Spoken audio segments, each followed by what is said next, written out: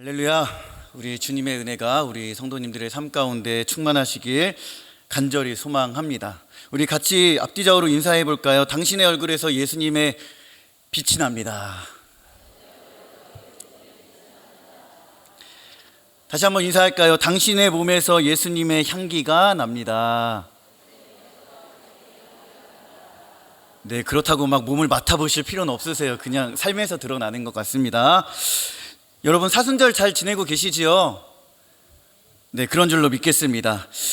가장 높으신 분이 가장 낮은 곳으로 겸손한 모습으로 오셨습니다.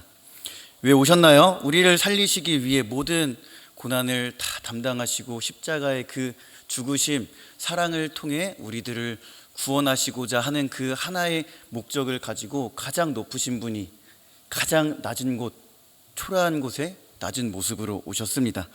우리 그 예수님을 깊이 묵상할 수 있는 그런 사순절 기간이 될 수 있기를 주님의 이름으로 간절히 축복합니다. 그리스도인의 삶에서 가장 중요한 것이 있다면 과연 무엇일까요? 대답 안 하시면 제가 하겠습니다. 예배죠, 예배. 네. 예배가 없는 교회, 예배가 없는 성도, 그리스도인은 절대로 존재할 수가 없습니다. 오늘 말씀을 나누면서 다시 한번 나의 예배를 점검하고요.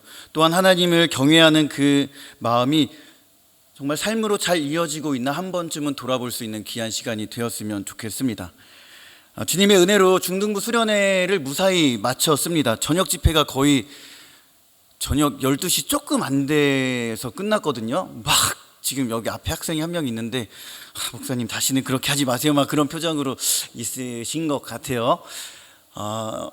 좀 늦게 시작한 것도 있고 늦게 끝났지만 그럼에도 불구하고 어떤 아이들은 내가 이렇게까지 예배를 드릴 수 있는 능력이 있는 줄은 몰랐습니다, 막 그런 얘기도 하고요. 정말 기도를 통해서 그래도 하나님이 존재하신다는 것, 하나님의 사랑을 느끼는 것 같았어요 라는 얘기들을 아주 소수의 아이들이 그렇게 이야기를 해 주어서 저도 얼마나 조금 기뻤는지 모릅니다. 사실 많이 기뻤죠. 이 수련회 프로그램 중에 이제 조별로 그 예배 캠페인 쇼츠 영상을 만드는 시간을 좀 가졌었거든요. 반신반의하면서 아이들이 이 예배 캠페인, 이 쇼츠 영상, 쇼츠라고 하면 이제 보통 이제 한 30초에서 1분 정도 되는 짧은 영상들을 얘기하는데요. 그것을 만드는 프로그램을 가졌는데 이거 애들이 잘할 수 있을까? 반신반의하면서 에라이 모르겠다고 그냥 일단 저질렀습니다. 여러분, 어떻게 됐을까요? 가만히 생각해보면 우리 사랑하는 친구들이 가장 지금 무방비로 노출되어 있는 지점이 있다면 미디어입니다. 미디어, 그렇죠? 어떤 것들이 옳고 그른지 참 분별하기 힘든 그런 미디어의 그런 환경에 우리 친구들이 노출되어져 있는데요. 취지는 그런 거였습니다. 우리 교회가 계속적으로 위임 목사님을 통해 선교자적인 삶을 우리들이 삶에서 살아가야 한다, 그러한 얘기들을 해 주셨잖아요. 그래서 이제 우리 아이들은 어디에서 그러면 그러한 선교자적인 삶을 살 수 있고 또 그곳에서 나도 이런 곳에서 정말 하나님 뜻대로 살 수 있는 선교사의 마인드를 가지고 살 수 있을까라고 생각을 하다가 만든 프로그램이 그때 이제 수련회 때 예배 캠페인 쇼츠 만들기였습니다. 만들었게요? 안 만들었게요?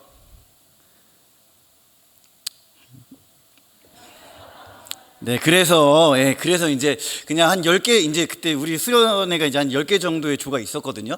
그 중에 이제 10개 영상을 다 보여드리면 좋겠지만 10개 다 보여드리면 시간도 오래 걸릴 뿐더러 막 정신이 없을 것 같아서 그냥 잘 그래도 짜임새 있게 만들어진 3개의 영상을 보고 같이 또 말씀을 이어서 하도록 하겠습니다. 영상 보여주십시오. 괜찮아? 그러니까 내가 교회 다니라 했지. 그쪽도 예수님을 아세요? 자, 그쪽도 예수님을 아세요? 빠바바 빠바 빠바바 빠바 빠바 빠바 예예예. 혹시 교회 다니는 예수님 아세요? 뭐요? 너와 나의 모습이 예수님 닮아. 너와 나의 모습이 예수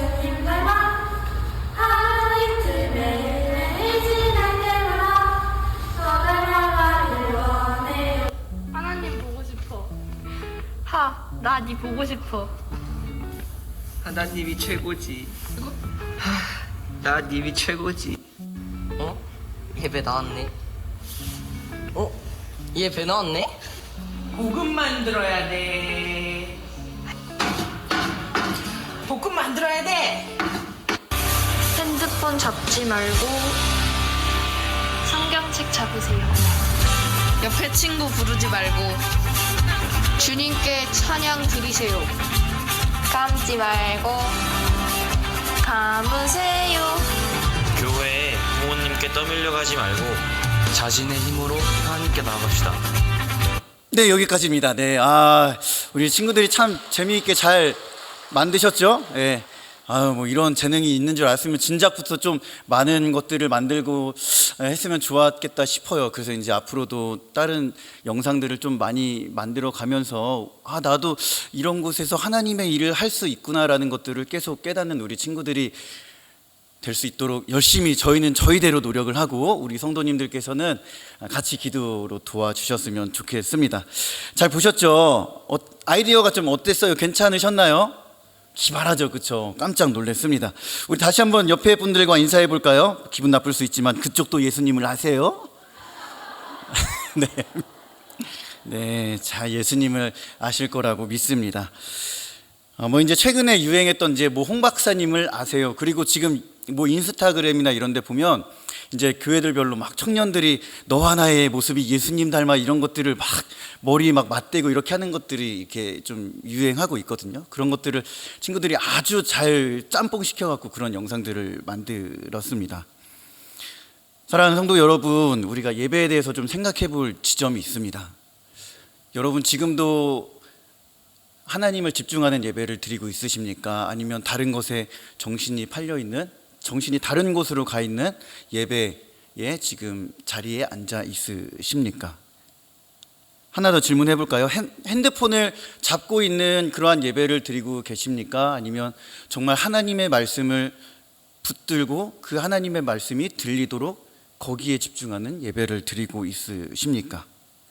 옆에 분들을 한번 보십시오. 눈을 감는 예배를 드리고 있으십니까? 아니면 눈을 감는 예배를 드리고 있으십니까? 그러나 지금은 뜨셔야 돼요. 여러분, 우리가 다시 한번 이 예배, 그리고 그 하나님을 경외하는 그 예배의 마음이 삶으로 이어지고 있는지 다시 한번 생각해 볼 지점들이 있다라고 하는 것이죠. 그리고 다른 얘기긴 하지만요, 한 가지만 더 부탁드리자면 여러분, 우리 앞으로 이제 중고등부가 학교에 기독교 동아리가 세워지는 일들을 이제 막 열심히 준비하고 기도하면서 머리를 맞대어서 기도 지금 하고 있습니다. 이제 기독교 동아리는 예배 모임, 기도 모임 등으로 이제 이렇게 이어질 건데요.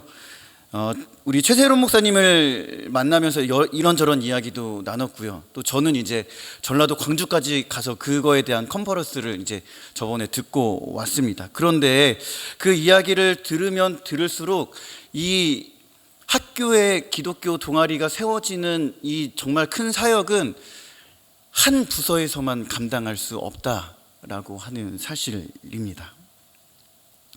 우리가 한 교회로서 한 마음 한 뜻을 품고 같이 나아갈 때에 그 사역은 정말 하나님께서 우리 모두를 통해 일하시는 귀하고 값진 사역이 될 줄로 믿습니다.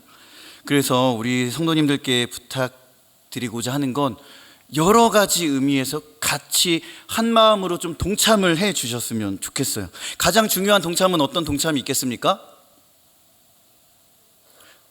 저를 되게 세속적으로 보시는 것 같아요. 가장 중요한 동참은 기도의 동참입니다. 한 마음으로 모아져서 그 일을 같이 감당할 수 있도록 하나님의 일하심을 구하는 기도의 동참이 가장 필요할 거고요. 근데 정말 제가 하고 싶었던 이야기는 지금부터입니다. 그것보다 더 실질적이고 100배 이상의 효과를 낼 수 있는 우리 친구들의 영육의 강건함을 채워줄 수 있는 그러한 정말 중요한 동참은 뭐예요? 간식인데 그 간식을 사려면 뭐가 불편한 얘기인데요. 간식을 후원하려면 뭐가 필요하죠? 네, 아시네요. 그렇죠? 네. 물질적인 후원도 사실 많이 필요합니다. 한 부서에서 감당할 수도 없고요. 제 이 지갑에 돈이 있어봤자 얼마나 있겠어요, 그렇죠? 그 아이들 어떻게 다 이 간식들을 주면서 그 사역을 감당하겠습니까, 그렇죠? 여러분, 노골적으로 다시 한번 처음이자 마지막으로 부탁드릴게요. 돈 주세요. 물질을 후원해 주시면 이 사역들이 정말 잘 감당될 수 있을 거라고 믿습니다. 그냥 제가 욕먹자 하고 그냥 못하시는 얘기 그냥 제가 하는 거니까 좀 이해해 주셨으면 좋겠습니다.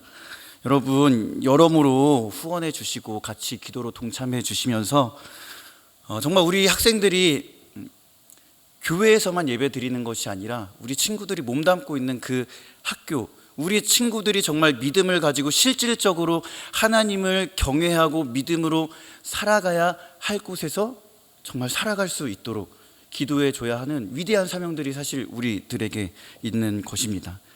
간절히 바라는 건 우리 사랑하는 친구들이 그러한 일들이 학교와 가정에 일어나서 정말 학교를 복음으로 물들이고 그곳을 하나님의 나라로 이끌 수 있는 우리 믿음의 친구들 될 수 있도록 우리 함께 기도해 주시고, 한 번만 더 얘기할게요. 이것도 같이 후원해 주시면서 정말 이 사역들이 잘 이루어질 수 있도록 같이 한 마음으로 기도해 주셨으면 좋겠습니다. 기도하자고 할 때는 아멘을 크게 하시는데 역시 이 민감한 문제는 참 이게 기도가 더 필요한 것 같습니다. 네, 그리고요, 저기 이제 특별히 이번 주 금요 기도회는 겨울 사역 드림 예배로 드립니다. 이제 겨울 사역 보고 예배의 명칭을 바꾼 건데요. 친구들이 하나님께 드렸던 수련회, 성경학교, 또 교사 대학을 통해 들었던 그 은혜와 간증들을 나누는 시간, 또 기독교 동아리를 어떻게 전략적으로 만들어 갈 것인지에 대한 이야기들을 많이 할 겁니다. 그리고 여러분, 그 무엇보다 정말 우리 교회에서 아무도 모르는 분이 없을 정도로 위대한 황금의 입을 가지신 분이 설교를 하세요. 누굴까요? 막 갈리는 것 같아요. 우리 위임 목사님이신지 누군지 박성진 목사님이십니다. 예, 황금의 입을 가지신 박성진 목사님께서 설교해 주시니까요. 아무튼 많이 은혜의 자리에 함께 하시고 또 사랑하는 자녀들 많이 불러주셨으면 좋겠습니다.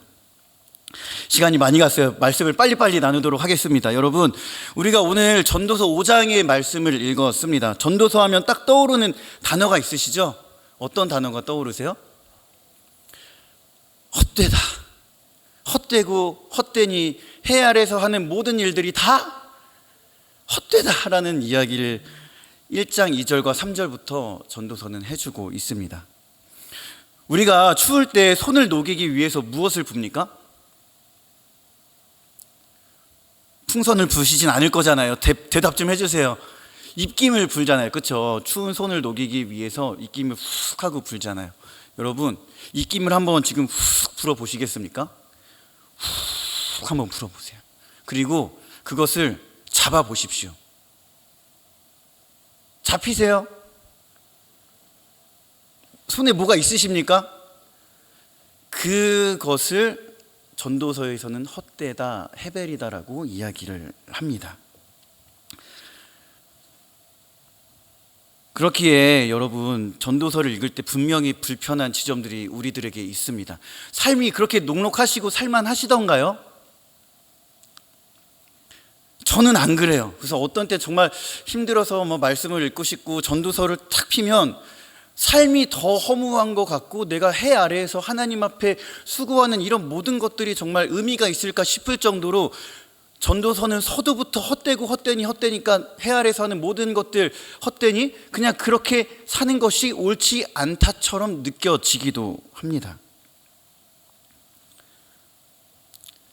삶을 방관하고 더 회의적으로 느끼게 하는 지점들이 분명히 우리가 읽은 전도서의 곳곳에 기록되어져 있습니다. 여러분, 그런데 이 전도서라고 하는 책이요, 참으로 아이러니하게 그 뜻에는 어떠한 뜻이 담겨져 있냐면 진리를 전하는 책이라는 뜻을 가지고 있습니다. 무엇을 전하는 책이요? 진리를 전하는 책이라는 뜻을 가지고 있어요. 원어의 뜻도 크게 다르지 않습니다. 권위를 가지고 회중, 집회를 모으고 전하는 설교, 강론 이런 뜻이 있거든요. 그래서 그것을 전하는 자를 전도서 1장 1절에서는 전도자, 히브리어로는 코헬렛이라고 그렇게 부르고 있습니다. 하나님께서 지으신 세계지만 죄가 만연한 땅 가운데 아름답지만은 않은 이 세상을 정말 열심히 살고 세심히 살폈던 사람이 전도서 1장 1절에 나오는 그 전도자입니다. 어떤 때 보면 그 세상의 이치와 돌아가는 모습들을 보면 그것을 보면서 세상을 비관하고 허무주의자처럼 그 전도자의 표현이 그렇게 느껴질 수도 있지만, 그럼에도 불구하고 전도서를 잘 살펴보면 전도자는 여전히 신앙으로 남아 하나님 앞에 하나님을 경외하는 삶으로 살아가야 한다라고 하는 분명한 그 외침이 있습니다. 그래서 믿음으로 하나님을 경외하고 세상을 살아가는 참된 신앙인으로 인도하는 그 진리의 내용들이 담긴 책이 바로 이 전도서입니다. 삶을 비관하고 미워하기도 했지만 궁극적으로는 하나님을 사랑했고 삶을 어떻게 해서든 하나님 안에서 긍정적으로 보고 사랑하려고 했던, 그 안에서 정말 의미를 찾으려고 했던 자가 바로 이 전도자입니다. 그리고 오늘 말씀은 우리들에게 어떠한 이야기를 해주고 있을까요? 오늘 본문 7절 마지막에 보면 어떤 말씀이 나와 있습니까? 오직 너는 하나님을 경외할지니라 라는 말씀이 나와 있습니다. 여러분, 하나님을 경외한다는 것이 어떤 말씀일까요? 단순히 교회에 나와 예배 드리는 이 시간만 하나님을 경외한다라고 이야기하고 정의 내릴 수 있겠습니까? 오늘 말씀은 그 정도로만 우리들에게 얘기를 해주는 것 같지는 않아 보여요. 다시 한번 질문을 드려볼게요. 오늘 어떻게 하나님을 경외하는 삶을 살다가 이곳까지 오셨습니까? 새벽 예배를 드리고 또 어떤 분들은 아침에 일어나 하나님의 말씀을 큐티하고 말씀을 묵상하고 기도하면서 하나님을 경외하는 삶을 사셨습니까? 그리고 그렇게 내가 하던 일들을 잠시 멈추고 지금 이 자리에 나와 있을 때, 내 발이 교회 안에 들어왔을 때 여러분 어떠한 마음이 드셨습니까? 오늘 1절의 말씀을 보니까 어떻게 나와 있습니까? 너는 하나님의 집에 들어갈 때에 너의 무엇을 조심하라고 얘기하고 있습니까? 발을 조심하라 라고 이야기를 하고 있어요. 여러분, 삼가다라고 하는 것은 조심하여 살피고 신중히 해라 라고 하는 뜻을 가지고 있습니다. 그리고 성경에서 발이라고 하는 것은 때로는 사람들의 어떤 행동을 나타낼 때 하는 이야기이기도 합니다. 이 의미를 조합해서 보면 하나님의 집에 들어갈 때에 너의 행동을 주위에서 살피고 삼가 행동하라라고 하는 그 뜻이 1절의 말씀에 담겨져 있는 거예요. 두 가지 측면으로 생각해 볼 수가 있겠죠.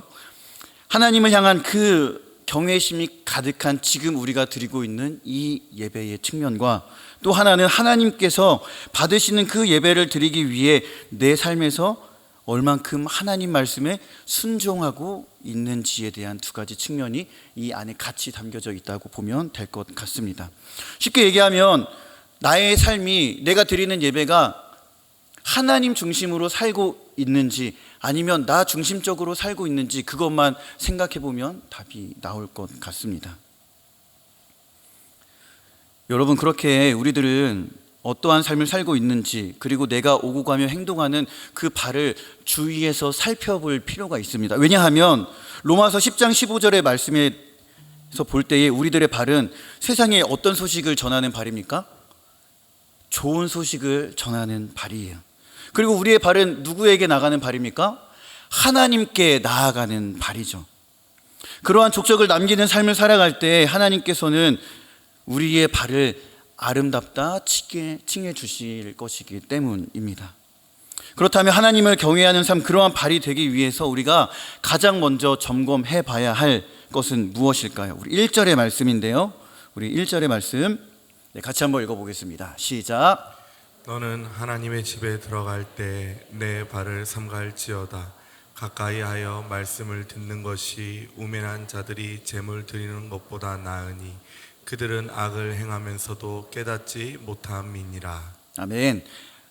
하나님을 경외하기 위해서는 가장 우리가 잘 알고 있는 말씀이지만 다시 한번 돌아봐야 할 신앙의 태도, 하나님의 말씀을 지금 어떻게 듣고 있느냐에 대한 것입니다. 하나님을 경외하는 것, 우리는 이것을 두 글자로 뭐라고 합니까? 믿음이라고 합니다. 믿음. 로마서 10장 17절 우리가 잘 알고 있죠. 믿음은 어디에서 납니까? 들음에서 나죠. 들음은 무엇입니까? 그리스도의 말씀으로 말미암는다라고 얘기를 해주고 있죠. 여러분, 예전에는 이 설교라고 하는 것이 어디에 나와야만 들을 수 있었습니까? 어릴 때를 한번 잘 생각해 보십시오. 하나님의 말씀, 목사님을 통해 전해지는 설교들은 교회에 나와야만 들을 수 있었습니다. 근데 지금은 어때요? 뭐 차를 타고 운전을 해도 뭐 라디오를 통해서 얼마든지 하나님의 말씀을, 찬양을 들을 수 있고요. 집에서는 기독교 TV를 틀면 하나님의 그 말씀 설교들이 홍수처럼 막 쏟아지고 얼마든지 들을 수 있습니다. 근데 세상이 더 발전해서 지금은 어때요? 핸드폰 하나만 있으면 내가 듣고 싶은 설교, 놓쳤던 설교, 좋아하는 목사님들의 설교를 얼마든지 들을 수 있고 말씀을 언제 어디서든지 들을 수 있는 그러한 시대에 살고 있습니다. 여러분, 요새는 성경 어플이 어떤 것까지 나왔냐면 성경을 읽을 수 있고 찬송을 들을 수 있는 것은 물론이거니와 기독교의 어떤 화두가 되는 문제들을 보여줄 수 있는 콘텐츠가 있는 성경 어플, 더 나아가서는 요새 AI가 참 급속도로 발전하고 있잖아요. 어떤 신앙적인 질문을 탁 하면 그거에 대한 관련된 성경 구절과 그거에 대한 성경적인 해석, 뭐 자세한 건 아니지만 간략하게 해주더라고요.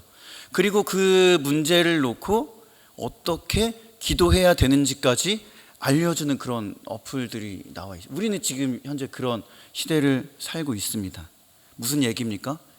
마음만 먹으면 언제든지 하나님을 더 가까이 하고 하나님의 말씀을 더 들을 수 있는 그러한 시대에 우리들은 살고 있는 겁니다. 그런데 오늘 이 전도자가 그 정도의 들음을 과연 이야기하고 있을까 우리들은 생각해 볼 필요가 있습니다. 여러분, 듣는다는 것, 단순히 귀로만 듣는 것을 이야기하는 것은 아니라는 것을 어느 정도 짐작하고 있을 거라고 믿습니다. 귀로 들은 말씀이 내 머리를 거쳐 마음에 심겨지고 그 마음에 심겨진 말씀이 내가 살아가고 있는 가정과 직장, 사업장에서 하나님을 경외하는 삶으로 이어지는 것까지가 쉐마, 하나님의 말씀을 들으라라고 하는 것입니다. 그리고 전도자는 그 얘기들을 우리들에게 해줌으로 하나님과 가까이 하여 그 말씀을 들어라 우리들에게 얘기해주고 있습니다. 신앙인을 두 부류로 나눠보자면 이렇게 얘기할 수 있을 것 같습니다. 첫 번째는 주일에 한 번 예배 드리는 사람들이 있겠죠. 그것을 위안으로 삼고 나머지 6일은 하나님과 상관이 없는 그저 그런 썬데이 크리스천으로 살아가는 삶을 사는 사람들이 있습니다. 그런데 두 번째는 하나님께서 기뻐 받으시는 그 예배를 드리기 위해 나머지 6일도 주의 날로 생각하고 그 삶을 살아갈 때에 늘 코람데오의 정신, 하나님 앞에서 내가 어떻게 하면 더 하나님을 경외하는 삶을 살고 하나님께서 기뻐 받으시는 그러한 예배를 드릴 수 있을까, 늘 그렇게 고민하고 영적으로 전쟁하며 하나님 말씀대로 살기 위해 고군분투하는 그러한 신앙의 부류들이 있습니다. 여러분은 어떤 부류이신 것 같아요? 그래도 적어도 여기에 나오신 분들은 후자이리라 믿습니다. 여러분, 진정한 그리스도인이라고 한다면 우리는 후자 쪽을 선택하는 것이 맞습니다. 그것이 진정으로 하나님을 경외하는 삶이고 교회, 성도의 본질적인 모습이기 때문에 그렇죠. 존 파이퍼 목사님이 그런 얘기를 해요. 예배는 교회의 엔진이다, 이런 얘기를 하시더라고요. 교회가 교회로서 작동을 하려면, 성도가 성도로서 살아가려면 가장 먼저 무엇을 잘해야 되느냐, 그것을 살아갈 수 있게끔 하는 것이, 그 원동력이 무엇이냐? 예배라고 하는 것이죠. 그렇게 여러분, 우리들은 예배 때 나를 살리고 도전하게 하는 그 하나님의 말씀, 마음을 깨닫게 하는 그 주의 말씀이 여기에 앉아있는 지금 이 순간에도 살아있는 하나님의 말씀으로 들려져야 하는 것입니다. 지금 이 시간 하나님 앞에 나와 예배를 드리는 그 예배를 통해 하나님의 말씀이 들려지고 그것을 마음에 심어서 삶으로 살아갈 수 있는 하나님을 경외하는 우리들의 삶이 되시기를 주님의 이름으로 간절히 축복합니다. 여러분, 그렇다면 하나님을 경외하는 자가 삶에서 삼가해야 될 것들이 무엇일까요? 한 가지 정도만 얘기하면서 이제 말씀을 마치려고 하는데요. 우리 2절의 말씀입니다. 2절의 말씀 같이 한번 읽어보도록 하겠습니다. 시작. 너는 하나님 앞에서 함부로 입을 열지 말며 급한 마음으로 말을 내지 말라. 하나님은 하늘에 계시고 너는 땅에 있음이니라. 그런즉 마땅히 말을 적게 할 것이라. 아멘. 여러분, 기독교는 말의 종교라고 할 만큼 이 말씀을 참 많이 강조하고 가장 우선시되는 기독교 종교이죠. 하나님께서 천지를 지으시고 사람을 만드실 때 무엇으로 지으셨습니까? 말씀으로 지으셨죠. 그리고 그것을 보시고 말씀으로 어떻게 표현하셨어요?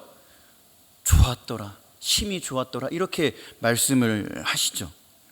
하나님께서 우리들을 만드실 때 우리 안에 하나님의 무엇과 무엇을 불어 넣으셨습니까? 하나님의 형상과 모습을 그 코에 생명으로 불어 넣으셨죠. 그리고 우리는 자유의지를 갖고 스스로 판단하고 생각하고 어떤 감정들을 표현할 때 말로서 그 모든 것들을 드러낼 수 있는 그 말을 선물로 받은 존재들입니다. 그리고 아담과 하와는 그것들을 잘 누렸습니다.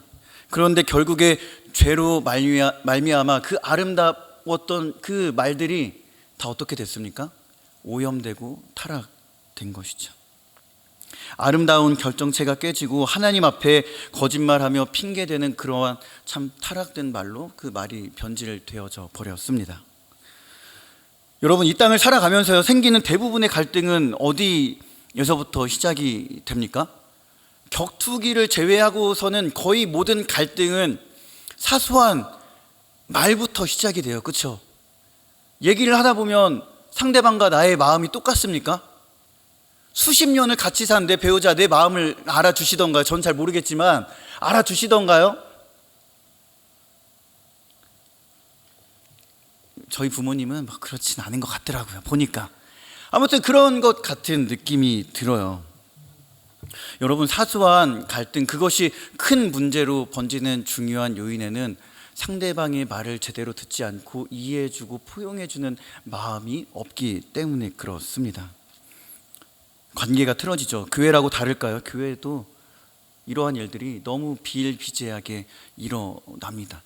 세상에서 들으면 아무렇지도 않은 말이 이상하게 교회에서 오면 정말 작은 말인데 막 상처받는 일들이 얼마나 비일비재합니까?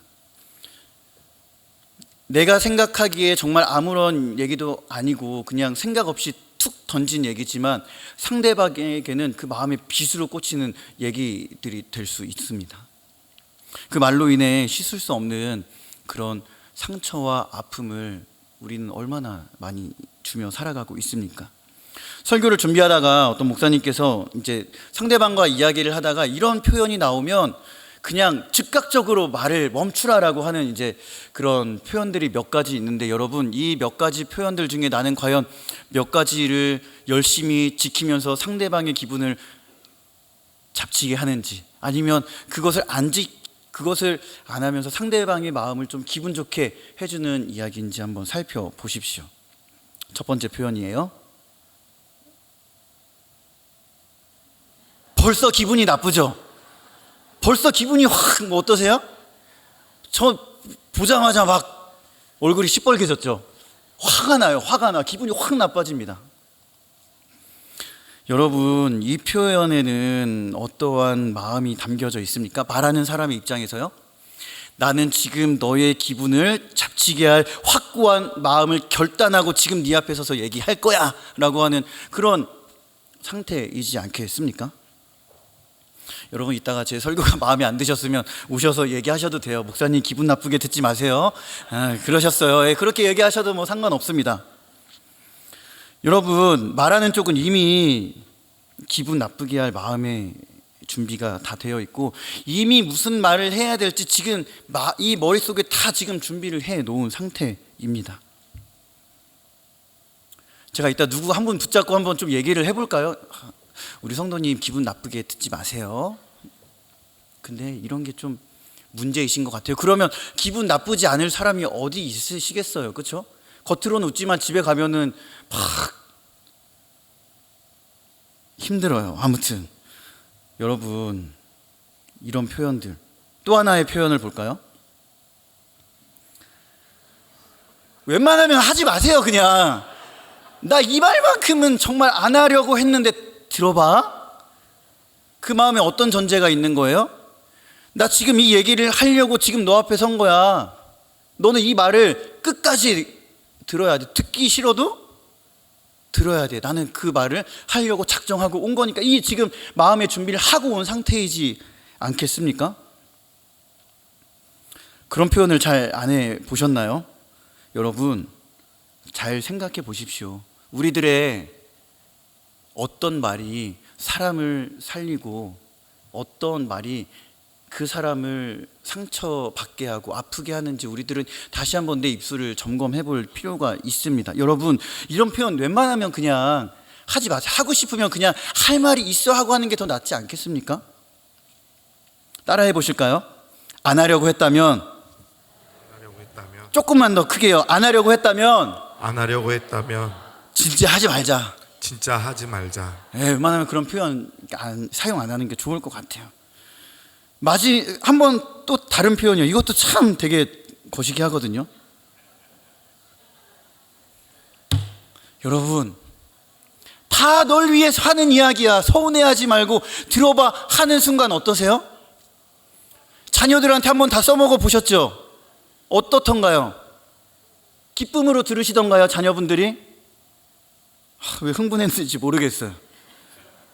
여러분, 이 말의 표현에는 궁극적으로 누구를 위한 표현인지, 누구를 위한 말인지, 물론 자녀를 위한 말이기도 하겠지만 그 내면에는 누구의 지금 이야기가 더 자녀를 통해 이루어지길 원하는지 한번 살펴볼 필요가 있는 것이죠. 여러분, 기도하지 않고요 성급하게 이런 말을 하는 것은 너와 나, 우리 공동체의 관계를 깨트리게 하는 결정적인 요소가 된다라고 하는 거예요.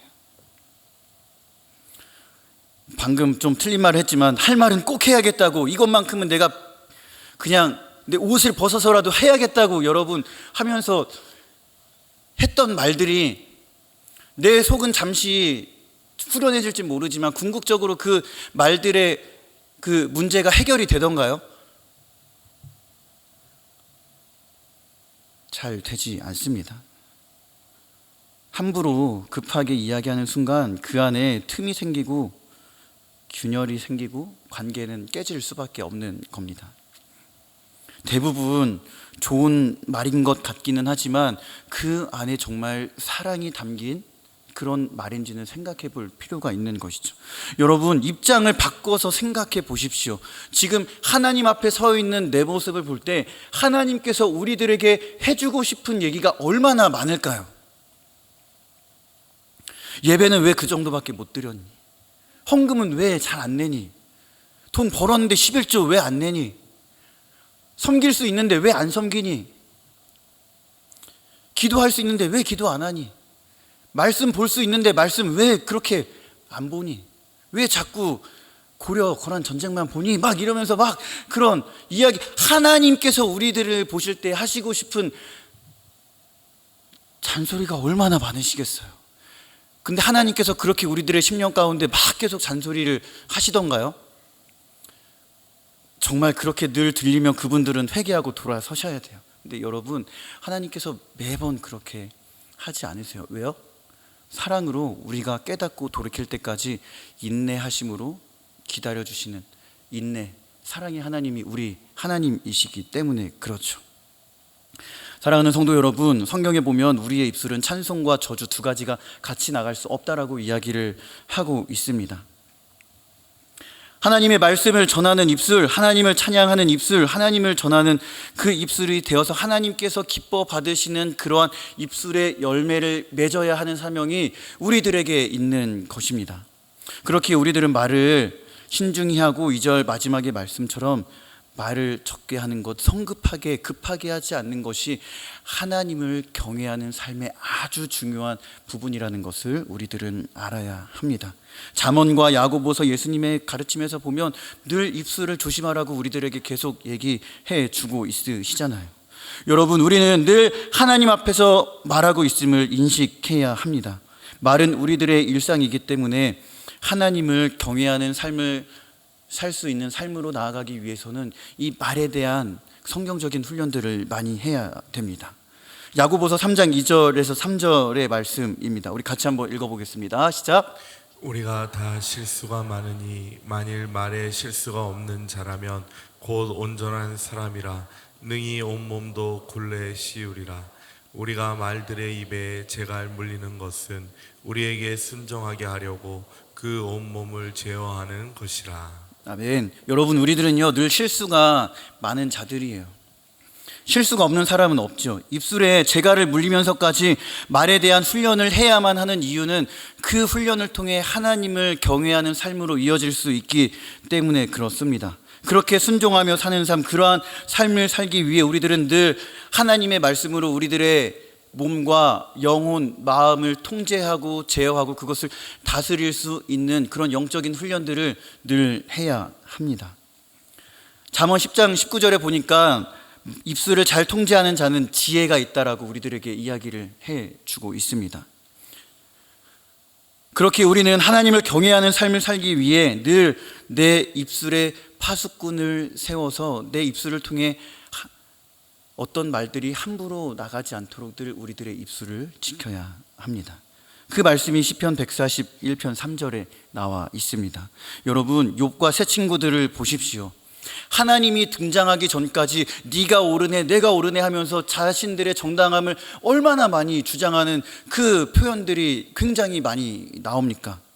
그렇게 많이 주고받은 이야기 속에 욥과 세 친구들이 그 갈등을 해결하는 접점을 찾았습니까? 찾지 못했습니다. 더 반문하고 얘기는 길어지고 상처만 남는 이야기들 뿐이었습니다. 그러나 이 땅을 밟고 살아가는 욥, 하늘에 계신 하나님의 말씀이 주어질 때 완전히 굴복당하고 내가 하나님 앞에서 얼마나 참 한심한 존재였나, 얼마나 부족한 존재였나 깨닫지 않았습니까? 그 다음부터 욥은 어떠한 말도 친구들과 변론하지 않았습니다. 3절은 말이 많으면 어리석은 소리를 할 수밖에 없으니 말을 잘 삼가라고 이야기를 해주고 있습니다. 말을 많이 한다고 다 좋은 것도 아니고 내 삶의 문제가 다 해결되는 것도 아니기 때문에 그렇죠. 많이 들어보셨을 거예요. 대부분의 걱정들은 실체가 있다 없다? 없는 것들, 그리고 일어나지 않는 것들이 대부분이라는 것들을 많이 들어보셨을 거예요. 여러분, 자신의 잘못을 덮기 위해 또 다른 말로 거짓을 덮으려고 하지만 그 거짓들이 덮어지던가요? 덮어지지 않더라고요.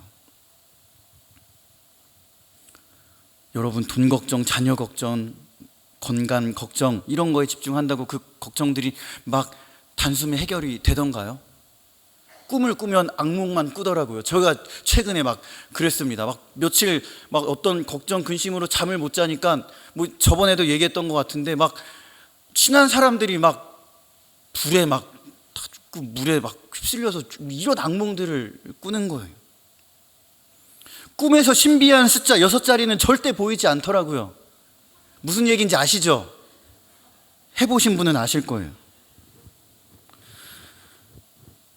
여러분, 계속 그 문제에 집중하고 있으면 내 입술이 얼마나 불평하고 불만을 가지고 어떤 사람들을 원망하는지 참 모릅니다.